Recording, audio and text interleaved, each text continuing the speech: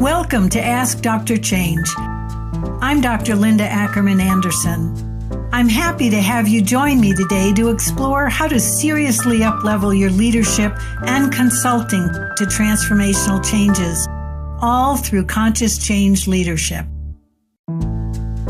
Welcome. This is a very special episode of Ask Dr. Change. We've decided, after my having shared like 50 years of experience in the change leadership field, that I would ask younger consultants about talking about the future of the change leadership field, different perspectives, expanding on things that we know or things that we're interested in. So I have three very special people here to share their thoughts about the future, advice for leaders, advice for consultants. So we have Theo D'Souza, who is a senior consultant with experience in transformational change across finance, healthcare, education, and hospitality. We have Lauren Crow, who is the Director of Organization Effectiveness at Food for the Hungry. And we have Jonathan Donald, who is leading transformational initiatives across governments, Fortune 500 companies, high net worth individuals, all very experienced and yet younger than I am consultants in this field. So I want to ask you each to take another couple of minutes to introduce yourself further to our audience. Theo? Thank you so much for having me, Linda. Thank you as well, Lauren and Jonathan, for joining us. As Linda mentioned, I am a senior consultant over here in New Zealand. I have joined the profession of change management only a few years ago. It's been about 4 or so years ago. And like a lot of change professionals, I transitioned from a background of HR. As well as, focusing on work itself. I like to learn through my personal brand, which is Change Chat. And that's taught me a lot in terms of just connecting with people, learning different ideas, and not just from Australia and New Zealand, but all over the world. So that's really helped me in my profession. And I absolutely love what I do. It comes down to the people, and that's what I enjoy. Beautiful, Theo. Thank you. Lauren, tell us a little bit more about you. Absolutely. Thank you so much, Linda, for this invitation again. Such a pleasure to be here with such esteemed colleagues. As Linda mentioned, my name is Lauren. I'm actually based in Dallas, Texas, with my husband and 3 children. So that's a big part of my life. I began my career actually with Walmart Corporate about 20 years ago. And then recently, a few years ago, I made the meaningful decision to transition into the nonprofit sector to focus on driving change for good. So I am newer to the change field, and it has just taken my heart captive, and this work is so meaningful doing transformational change. So I'm eager to learn more together today and contribute to this conversation. Thank you. Beautiful, Lauren. And Jonathan, tell us a little bit more about you and your history. Thanks, Linda. Jonathan Donald. I'm out of Miami, Florida. I've done a lot of different things in my past, from strategy consulting, being based between the US and China, time in Northern Europe, particularly Denmark. I'm now with Deloitte leading our human capital efforts around organizational change and transformation. And I have one of the coolest jobs at the firm. I'm now the integrator in our language, their version of a change process leader for how our people use AI to deliver better services and better products for our clients. So I'm really excited about that. And my background into this space is I followed my frustration with project management and getting really big, ambitious projects off the ground. And I followed that curiosity all the way to being first, and the understanding of managing space and process. So I'm really excited to be in this conversation, share some notes from the field, and be here with you, Theo and Lauren. And Linda, to be on a podcast with you and have your expertise is always an incredible pleasure. Thank you, Jonathan. Likewise. Likewise. So let's dive in. My first question to you is, what do you see as absolutely essential now and in the future for successfully supporting transformational change in our clients? What are the core strategies that you see we need to focus on? So, Theo, let's start with you. Thank you for that, Linda. I think for me personally, and Jonathan will definitely be able to talk to this, there's a big rise in AI tools and access to a range of frameworks, methodologies in the change space. It's very easy to be able to utilize those now. So, I think personally, I believe that it's no longer about change professionals just choosing a framework or a methodology, knowing it really well, and then, either presenting it or delivering it to the clients.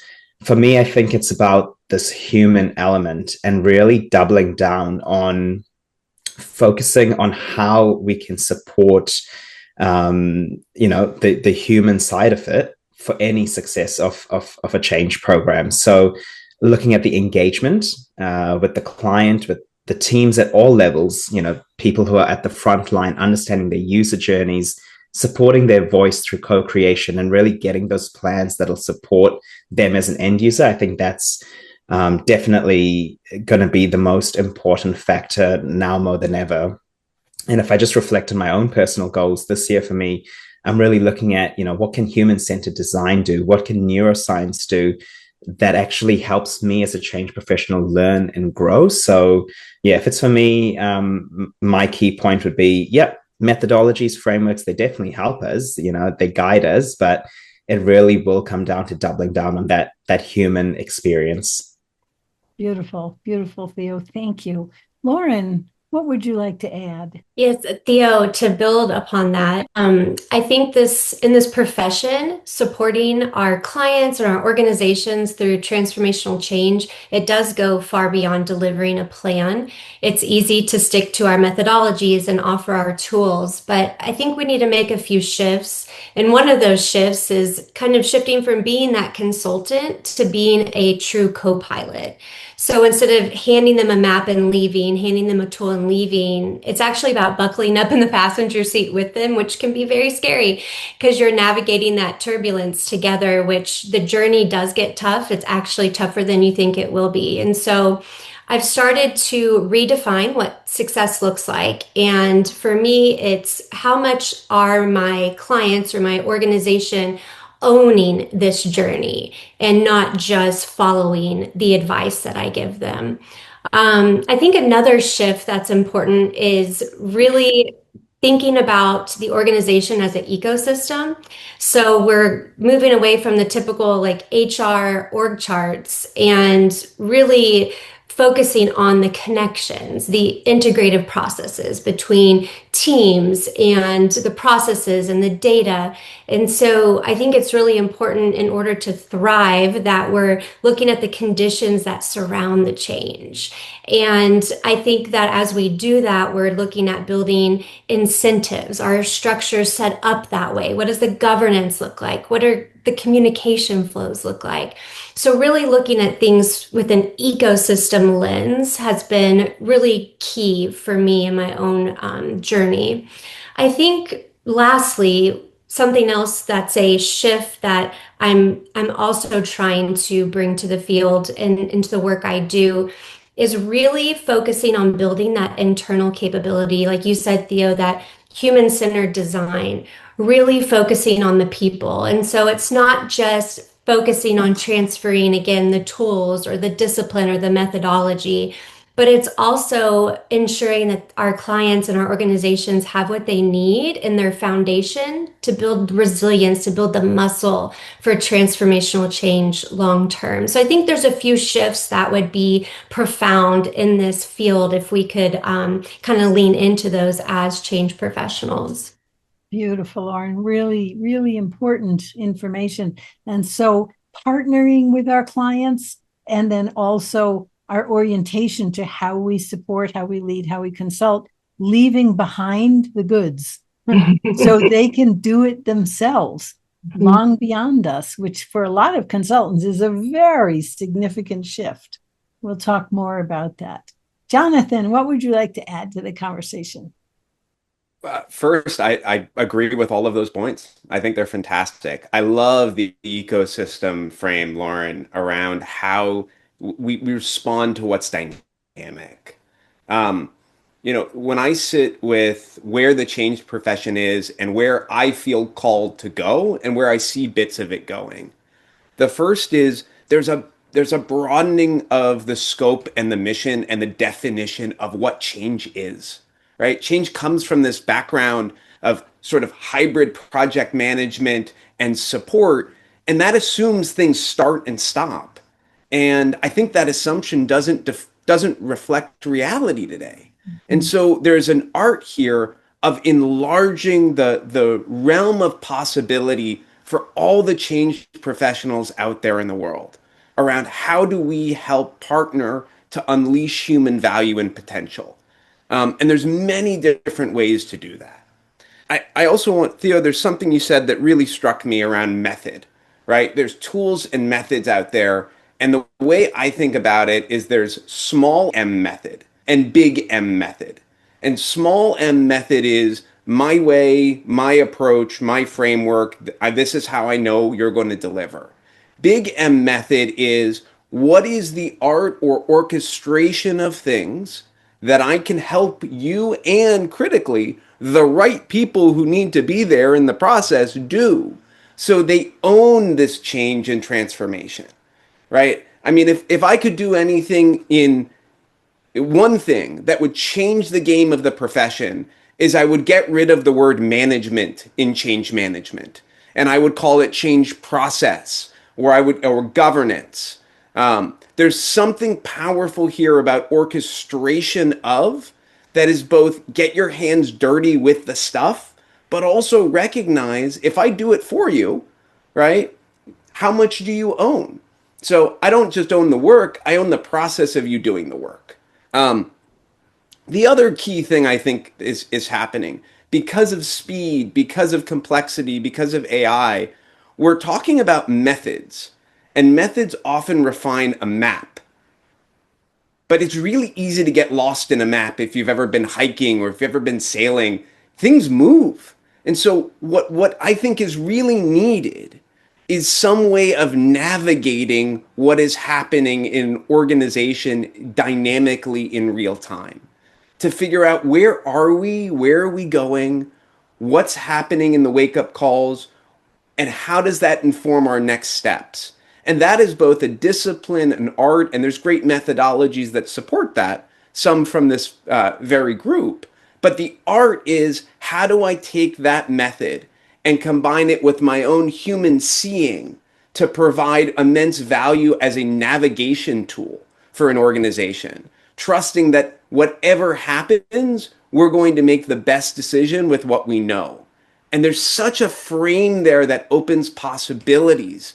And frankly, I find that really energizing about what the future of change is and how we show up in organizations. Beautiful, Jonathan. All three of you, music to my ears. Really, really wonderful. So bringing the humanity in alongside and partnering with all the AI and the tools and the methods that we're talking about, seeing the ecosystem. I love that analogy. And then looking, as Jonathan, as you mentioned, all the dynamics at play, it requires us to really be present. What are we seeing? How are we interpreting it? What influence is our mindset having on it?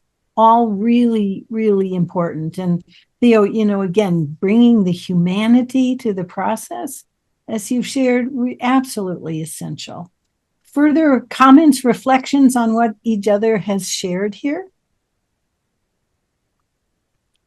Theo, Lauren, anything further here? Nothing further from me. I think that each comment really integrated into each other really well. So nothing further from myself. Great. Lauren? Yes, it's actually validating and encouraging to hear the consistency and throughout our responses and just the connection points. Because, Jonathan, you mentioned you want to take the word management out of change management. And we just did that in our organization last year because I couldn't stand it anymore. And so it's actually, again, very validating to hear, oh, we are kind of seeing this in a new light. So I appreciate this conversation so much. Yeah, I'm called to say when Dean and I published our first of our two books in the very beginning of 2001, the title is Beyond Change Management for exactly the reasons you are talking about. So thank you for carrying that forward. And anytime I'm working with internal folks who are setting up a change management office, it's like, please don't go there. Set up what's really required here around change leadership. So beautiful, all of you. That's great. So I want to ask each of you what you think leaders need to do now or do differently in order to be more conscious change leaders in the transformations they lead. So Lauren, let me start with you. Yes, that's a really profound question that I think we could probably talk the whole time on, if we're being honest. But I think there's a couple of things that are key, especially with this current generation and the generations coming. I would encourage our change leaders to stop writing the story for your organization and for your people, but get comfortable with being uncomfortable writing it with them. I think that the top-down hierarchy, it does not build the muscle you need for transformational change. It's not building that DNA level in your organization for that lasting change. And so it's very uncomfortable, I'm finding in my own world, with my clients and my organization, to bring people along, to start with your people, start writing that story together, because that buy-in and that enrollment and that commitment, it is so much different than whenever you have this top-down mandate. Another thing that I think is extremely important is radical authenticity. And again, I'm just noticing with this generation and the generations coming up, they have like this built-in authenticity detector. They can sniff out when there's a lack of it in a message, in a communication, in a meeting. And that is such a big turnoff for them and prevents that commitment from deepening. So being genuine, going back to what Theo and Jonathan were talking about earlier with being human-centered, leading with empathy is so much more important than this top-down. And so really, instead of being the architect, kind of shifting into being like a chief facilitator, if you will. So not to have all the answers, but to create the environment for your people and the space and the psychological safety, for those answers to emerge within your organization. It's uncomfortable, but it's profound and will actually lead you to the transformation that you're wanting. So yeah, I think those shifts would be profound for a lot of change leaders. Awesome. Awesome. Jonathan, what would you offer? Gosh, where to start? Yeah. Lauren, I hope you're successful in that because I think we need it. I think the the first place to start is recognizing that one of the key differentiators you have as a leader is how you show up. And whether that's your awareness of your mindset, what you're modeling at any given moment in the way you're doing something, something incredibly powerful opens up when you become consciously or more consciously aware of what you're modeling. And then a really opening move that models that vulnerability is to share that with others, right? So, it can be a small shift to be in a meeting and you say, you know what? I just realized I stopped listening because I'm really frustrated because I feel like I'm behind on this task. Is anybody else been in this moment? Can we just take a moment here to refocus on what we're doing? The ability to do that challenges traditional nations of leadership, right? competency, task, skill into more of how do I guide a process, which we don't really train people for. So I think there's a big shift, and there's a ton of personal development work in that. I think from a level of strategic change, most excited about is a shift from managing things to a shift to managing space and the things that arise in that space. The way I think about it is, um, what if change was an air traffic control system?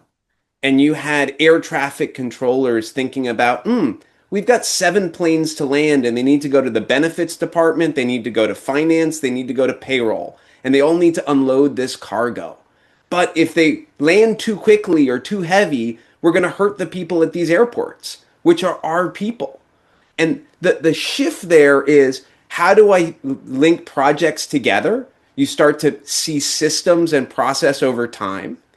And then the big one is you start to think about organizational capacity from a bigger whole, rather than individual projects with their time scope, schedule, and budget, which is how the industry is traditionally done.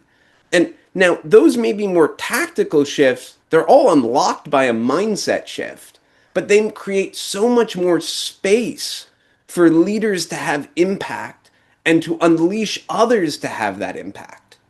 So for me, that's one of the most exciting places in this field, and how AI can help create and make it tangible in the concept of managing space, so leaders feel a little more grounded as they move into this new space and new way of showing up.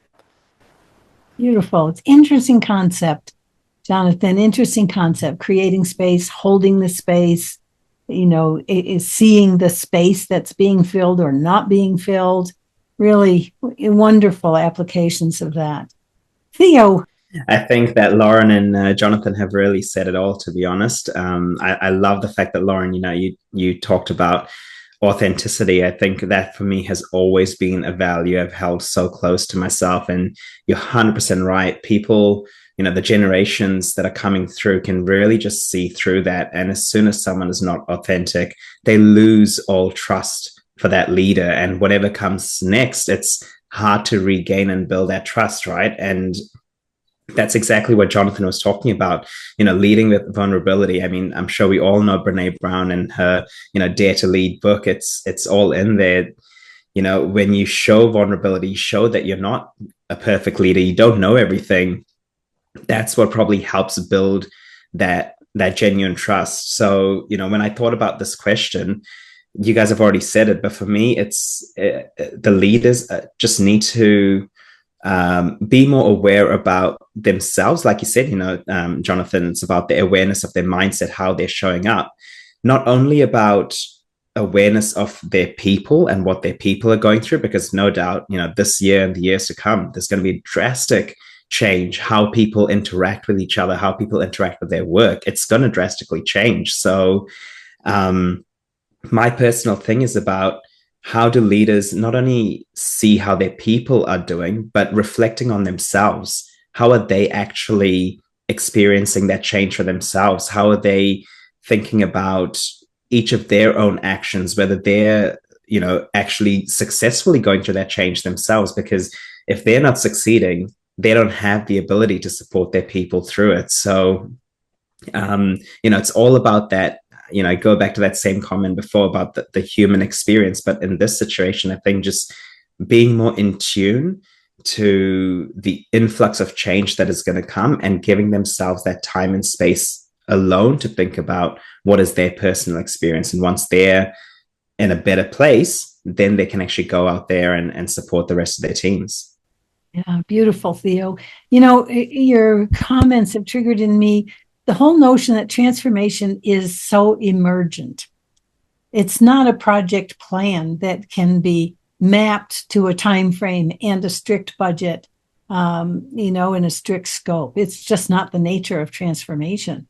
And so being present and being authentic about we're figuring it out as we go, that's radically different for leaders who assume they're supposed to have the answers at the top. Radically different. Further thoughts on what each other has shared? Just to tie that up a little bit, I will say with an organization that I've been with, that the leader that had the strongest team, the most effective team, was a leader who led from that place of authenticity and vulnerability and created that psychological safety intentionally. There is a distinct difference in the level of effectiveness and reaching the strategic goals that comes out of that unit versus the other units where leaders are not leading from that place, they're leading from other places. And so it is profound and vital in this work that we do to continue to encourage those leaders to be intentional about how they're leading. And I think Jonathan said earlier, it takes a lot of self-development. And I always say self-awareness is like the biggest tool that we have. And if there's not self-awareness, you can't really get too far. And so these leaders who are very self-aware and lead from that place, it's amazing what they can get done with their teams. Beautiful, Lauren. Thank you. Jonathan, comments? For those listening, right, and those are in the leadership spot and the changed profession around this, I just want to open up that that is not an easy idea. And in our corporate or business life, that's also very hard often to do. And depending on where we are in the world, there may be great mindfulness practices, but there seems to be this barrier between the two, or it comes in a flavor where it's all or nothing, right? And so I just want to be very transparent here that this is a hard shift. And sometimes the expectation should be in that place actually stops us from taking that next step. So one of the small, really tactical things is it's, you know, where have you been most present? It's a great question in this, but also where have you not? And feeling into that absence. Because sometimes we may not know what the thing is, but we know the lack of it. And by the way, if you know what the lack of it is, at some point in your life, you must have felt the thing because you don't know else do you know what lack is? So there's a way to get into this space that makes it a little more approachable. And I would offer that there, talking about it is a great step, but there's an action that comes that really starts to open the process where leaders are more than just bought in that it's a good idea, I should do it. You go fund it, you go, run that for my teams, but they're starting to move to commitment where they're willing to put their own personal energies, resources, capacities of the organization in here. And I want to make that tie that, as someone does the self-development work, there's more engagement in and more ability to build that commitment in themselves and others. Yeah, it's great. Think about the leaders that we serve and how many of them are living according to the the position, the title, the mask that they're expected to wear for where they are in the organization, historically or socially conditioned, versus what we're talking about here about opening up authentically to, we have never done this before. That's the nature of transformation. We need to figure this out together, and that the leaders themselves don't have to have all of the answers, but how to open up the inquiry in the organization, in the culture, in the people, absolutely essential. You all have really nailed that as an essential new feature. Beautiful. So how about advice for our colleagues, change consultants of all types?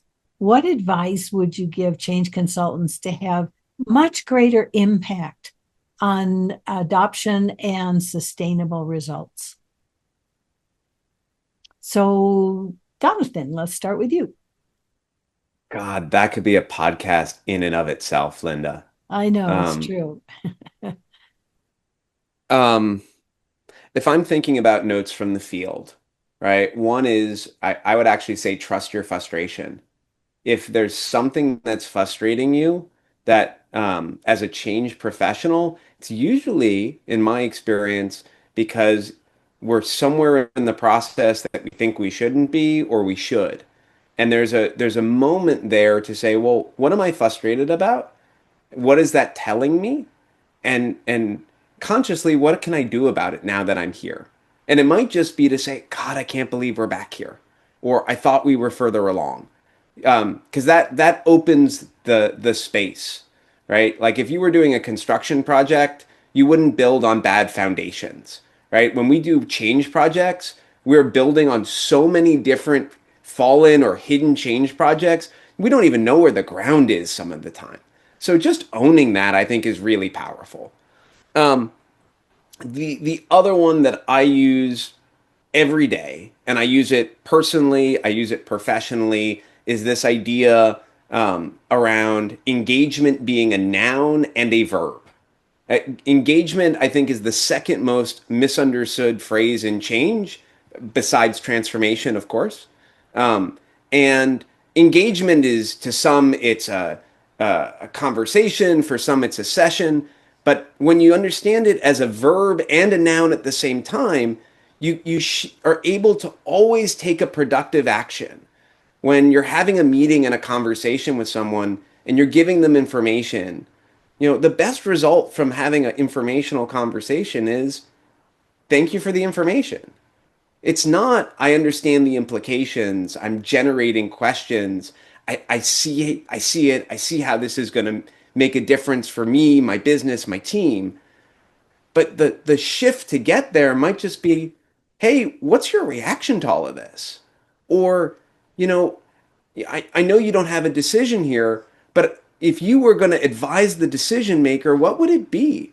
And so starting to come down on the engaged action scale, to always be able to meet someone where they're at with the next little shift of an engaged action, just like a breath, right? So it's not too far that they gasp, and it's not too contraction so they pull back, but just enough to say, oh, well, what does that get me to think about?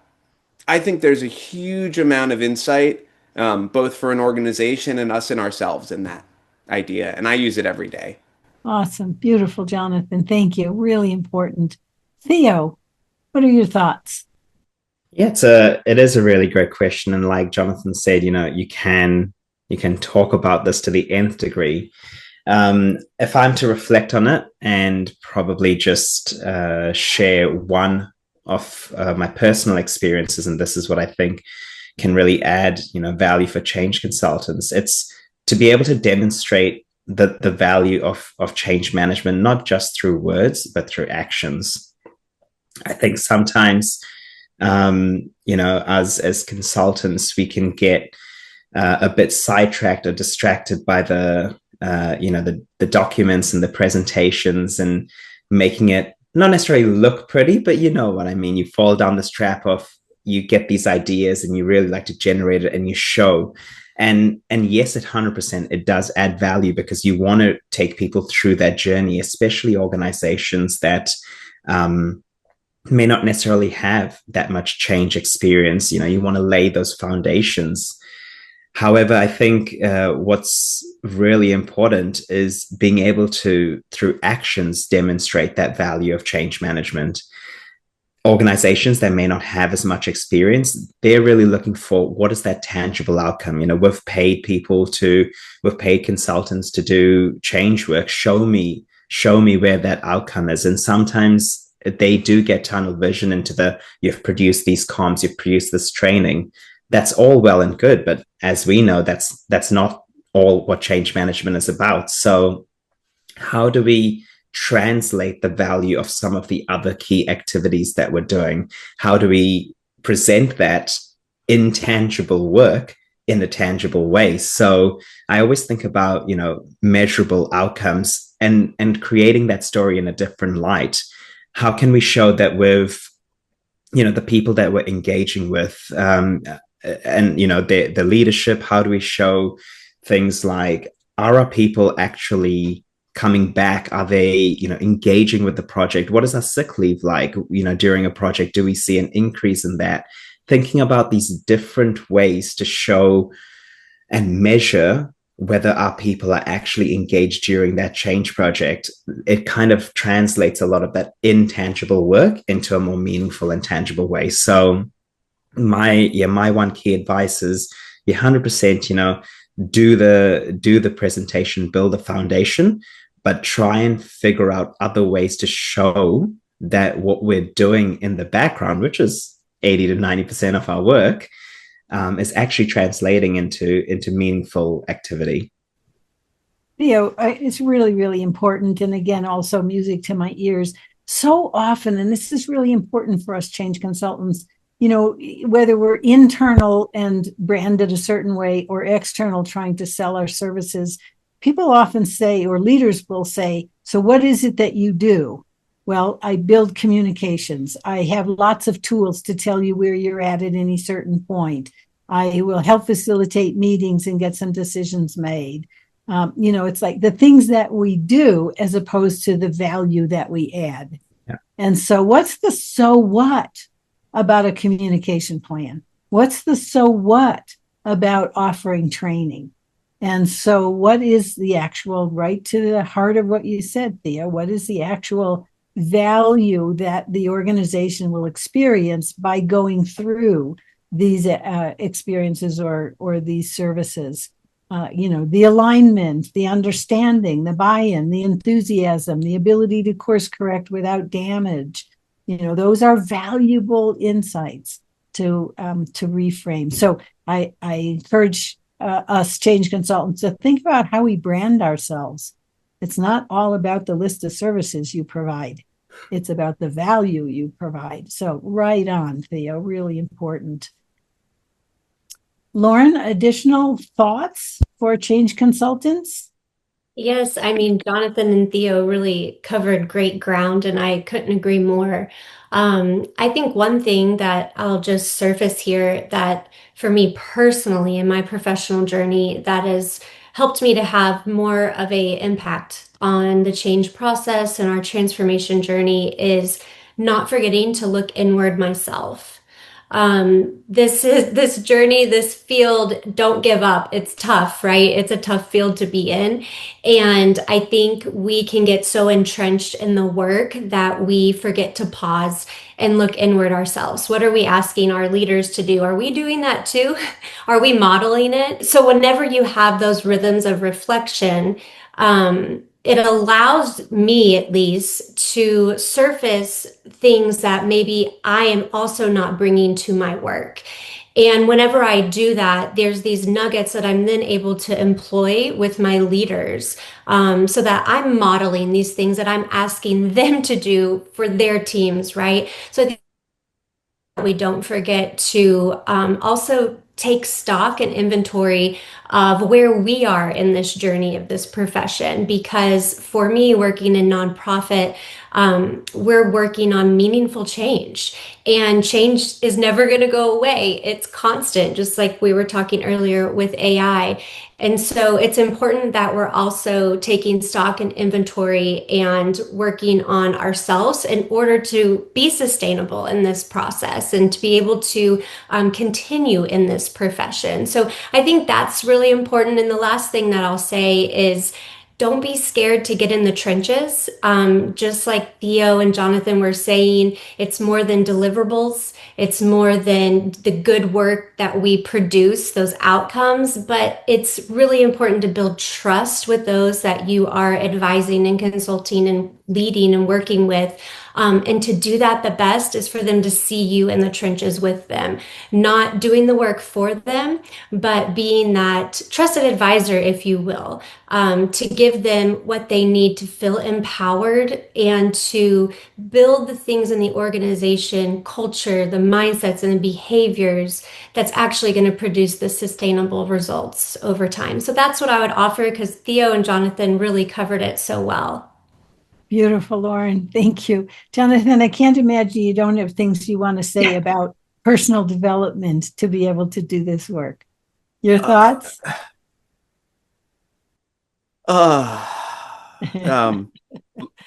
My thoughts. I think one of the beautiful things about this work is if we live it it develops us through the process of doing the work. So for me, in my career, one of those moments um, uh, is I really appreciate the structure of deliverables and how our change profession tries to structure things to provide that clarity, right? Change impact assessment's a great one. There's tons of ways to do it and tons of ways to do it right, and people have different perspectives. But I remember my own mindset earlier in my career was this is how you do a change impact assessment. And I was brought into a client to do a change impact assessment, right? And that was my mindset. And what I discovered in myself was, hey, I'm actually using the deliverable as a shield. And I'm holding on to the deliverable so that I can defend or protect my own sense of competency about what it looks like to be a change professional in a field when the client may not agree or may not agree. And what opened for me, and I'm a big fan of, best practice, of finding the right examples, but the value of a change impact assessment isn't to me the piece of paper or the deck that someone's going to look at once and put in a file folder or on a computer. The value is, do we surface the gaps? Do we surface the questions in the right people's mind over time so that we can navigate and create the best possible conditions to get the results that we want, right? And so my invitation for all of you is that when you're doing a deliverable, to ask Linda's question, what's the so what? What does the deliverable enable us to do on the human level, on the leadership level? What are we trying to do with this? And by the way, this is a question that Linda asked me multiple times, and I have no answer for. But the art of asking that question of ourselves, I think, is really powerful and is really instructive. And so, what's the purpose of what we're trying to do with this action? And that's going to often lead to the value. It's going to perhaps show you what in yourself you're holding on to. For me, it was, this is the right way to do it. And the shift was, I'm going to show up and find the right way for whatever client in whatever situation to navigate, to have the right conversation so they feel seen and heard and can embrace the change if they choose, right? And that's a shift, and it's a way of modeling both our modeling as strategic change leaders, modeling the field, and really being a support for our leaders when they see us go through that same process. Yeah, beautiful, Jonathan. I'm reminded again, a historical perspective. In the very early, 60s, 70s, I know I'm aging myself, the development of organization development had a very core theme to it, and that was self as instrument of change. There was an enormous amount of personal development work required to become an organization development consultant. And over the decades, that work has dropped off the table. And so what we're all talking about here is the importance of what am I bringing to the table? What is important to me? What is my mindset having me do? What am I afraid of? And how is that altering what it is that I'm offering the client? The list could go on. But the whole idea of really know yourself, self as instrument of change, us modeling, us being able to make declarations of the unknown, of vulnerability, of partnering to figure things out co-creatively, absolutely essential. Absolutely essential. Further thoughts on that? Any of you? I just wanted to add there that a lot of what Jonathan said near the end there, I really agreed with. I couldn't help smile and think about, you enter a new contract or you enter a new project, and in your mind, you've got your set of tools and you go, cool, I know exactly what I'm going to do. I've got all of these things that I want to do.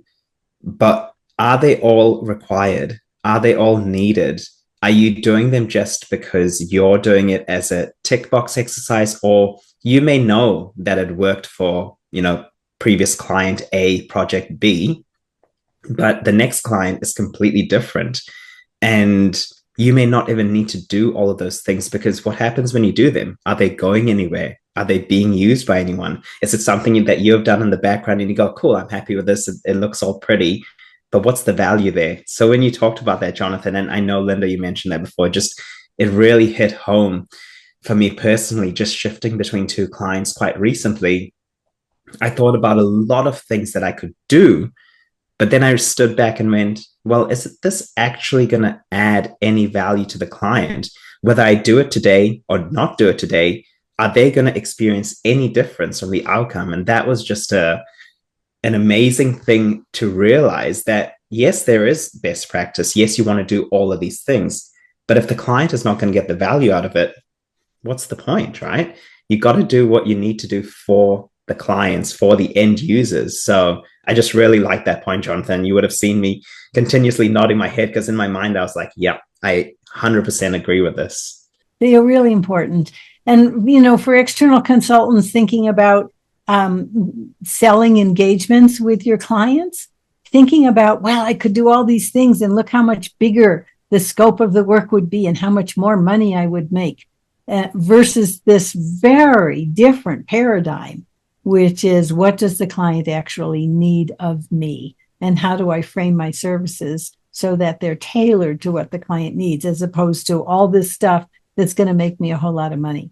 And so, it's for external consultants, with the big houses, there's pressure there to build huge scopes. For individual boutique firms, there's an important challenge of being able to do work that matters, as opposed to just to keep the lights on. So really important points. Well, to close, I want to ask each of you if you would like to share anything we haven't already covered, anything else that you have burning in you that you'd like to share with our audience. Lauren, anything for you? I just want to say thank you for, clearing the path for us, right? It's so important. All the work is so connected. All the journeys are so connected, and we continue to learn from those who have already gone and done. And so the beauty, Linda, that I just really want to call out is a lot of folks don't actually reach back and help bring others with them. And it's so much more powerful when we do that. And so thank you for your work. And thank you for this conversation today. I think we've covered more than I could even bring to the table. It was beautiful, but really just thank you for paving the way, and then also looking back and reaching out and bringing us forward, the younger generation. I really appreciate you. Thank you, Lauren. Near and dear to my heart. Thank you so much. I appreciate that. Theo, last thoughts? My one final thing, again, thank you so much, Linda, for having us, and to Lauren and Jonathan, again, being across the other side of the world, shall I say. It was great to be able to connect and speak to individuals that, while we may be separated geographically, our thinking is very much aligned. And that gives me the confidence that what I'm doing is hopefully, the right thing for our profession and for our clients. I will touch on one final point that has been said multiple times around personal development. I think, with the world the way it is, our work is definitely evolving. And so we must evolve and grow with it. If I'm to encourage at least one person out there who's listening to just continue to develop a specific skill, it could be anything that's relevant, to the industry, or that may help you stand out as a change professional, just 100% would support going out there and doing that. I've found for me personally, as I continue to build and grow my skill set, I'm looking at the what next, what is the ancillary things that I can do? And like I mentioned at the start, human-centered design, neuroscience, that's something new to me personally. So hopefully that helps me grow personally and as a change professional. So that'll always be the final thoughts for myself, is to, encourage others out there to really help yourself learn something new and let yourself grow. Awesome. Beautiful, Theo. Thank you. Jonathan, last thoughts. the first of those is thank you, Linda, for hosting the panel and for not only having the amazing legacy, but the willingness and passion to make it so accessible for all of us, right? There's something about there are brilliant ideas in books all over throughout time. But it's the art of bringing those ideas into a way they can be received, held, lived, and expressed, right? And there's something really powerful in what you're doing with this here. So I feel very honored to be a part of it and to be on this call with Lauren and Theo, wherever we are in the world. I think for me in this space and the emerging discipline, right? The art of conscious, being conscious, transforming change management, process leadership, really, conscious process leadership. How can we accelerate it in ourselves and in our clients? And what does this call for? For me, whether you're internal or external, whether you're in whichever hemisphere you're in, the thing that has helped me the most is to have a partner in thinking through the way I show up, right? To help me see my own blind spots, to help me say, oh, I wonder why I'm getting upset here, right? And having that network, and that might be in your company, that in your consulting company, that might be outside of it, but there is something really powerful in having one or two people to walk with you, right? In some ways, the change management is a really lonely field because you're the one parachuted in to solve all the problems, right? You've got your toolkit and off you go. So the part of the self-development work is also knowing what do you need in your conditions for success, your support to be able to show up and go into that space and to continue to develop. So for me, my invitation is find one or two people that you can explore what's showing up for you in the process here, what's discovering, and that has paid dividends for me and lifelong friendships. So thank you, Linda. This is such a fun conversation. And Lauren and Theo, I couldn't stop smiling and agreeing. So wherever we are in the world, there's something here that is happening that we are able to get on the phone and really connect and see. And so I think that's really exciting and worth honoring. Beautiful. Thank you.